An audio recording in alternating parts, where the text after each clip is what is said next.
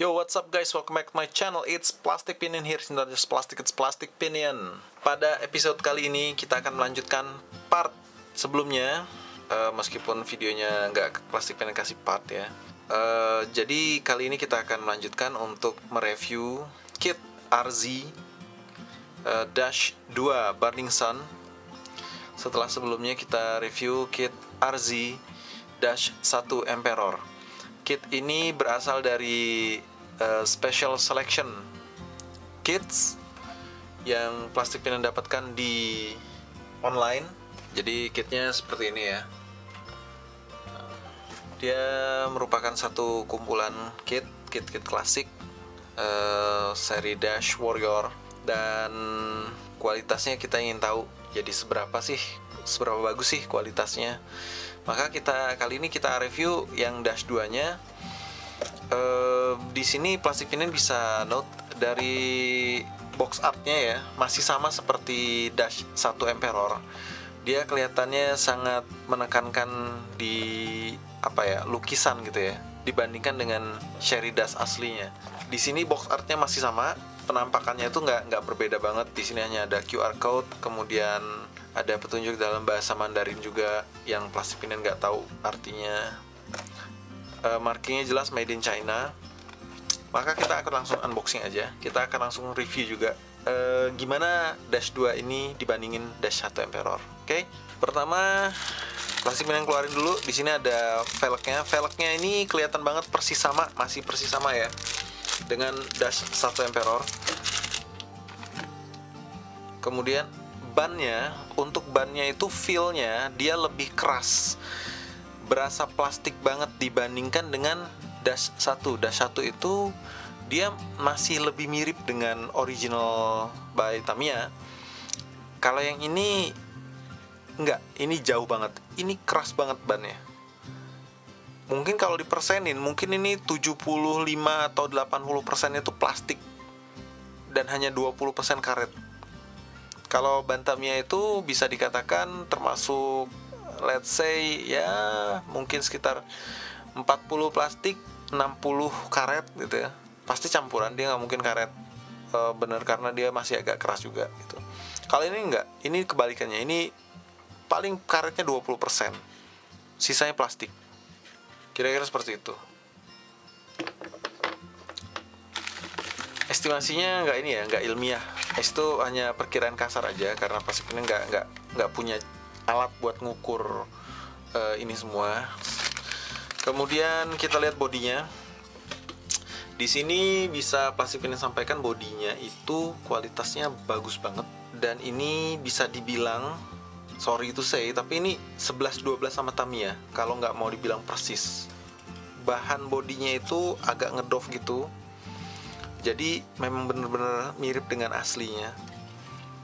Hanya saja kalau kita perhatikan, kalau yang udah pernah pegang Dash 2 Burning Sun seri klasik tentu tahu bodinya nggak cuman ini ya.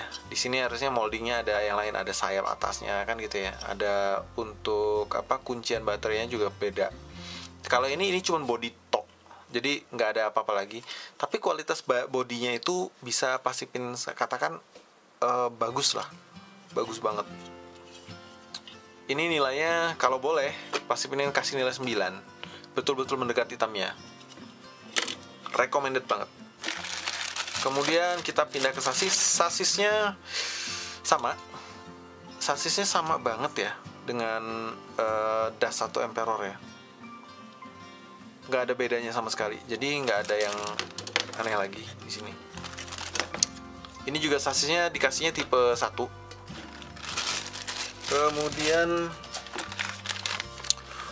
untuk perintilannya sendiri juga agak unik, karena dia RZ memutuskan ngasih kayaknya seperti random banget gitu ya.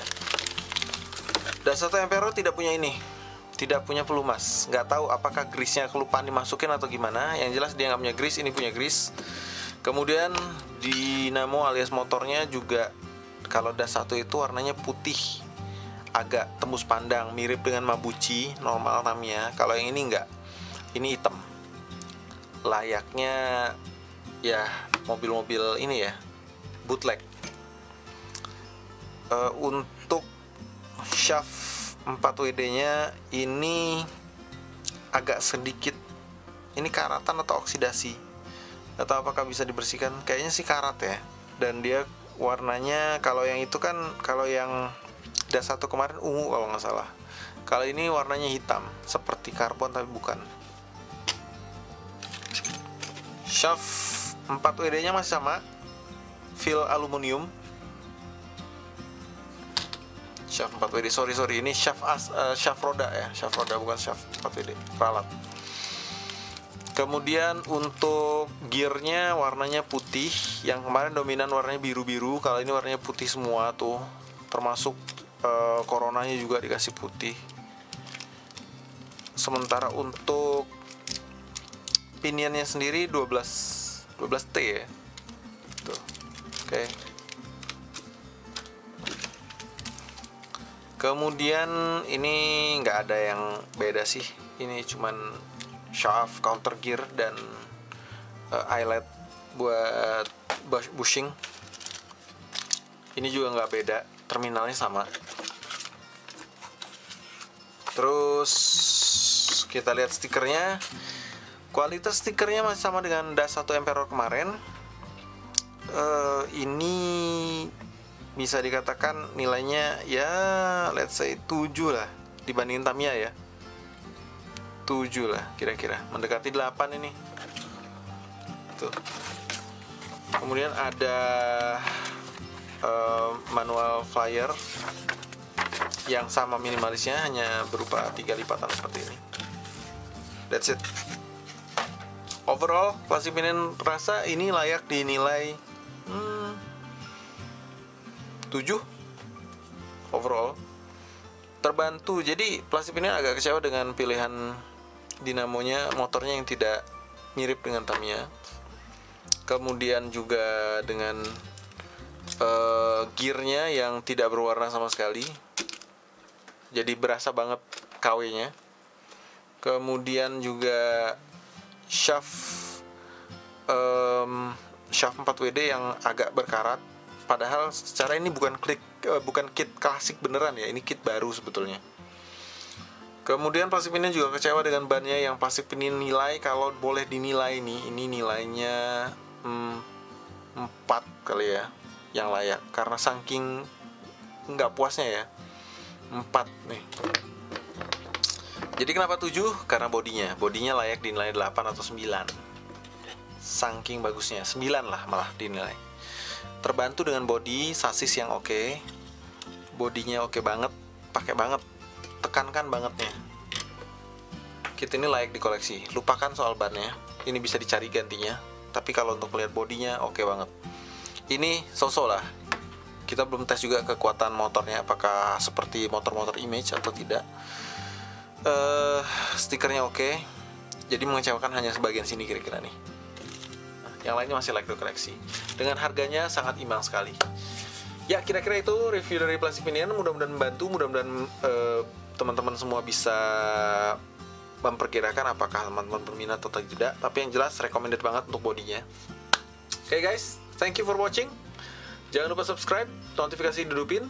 Kemudian thank you for support. Keep on running, keep on healthy, keep on dreaming guys. Classic Pinion out now. Bye-bye.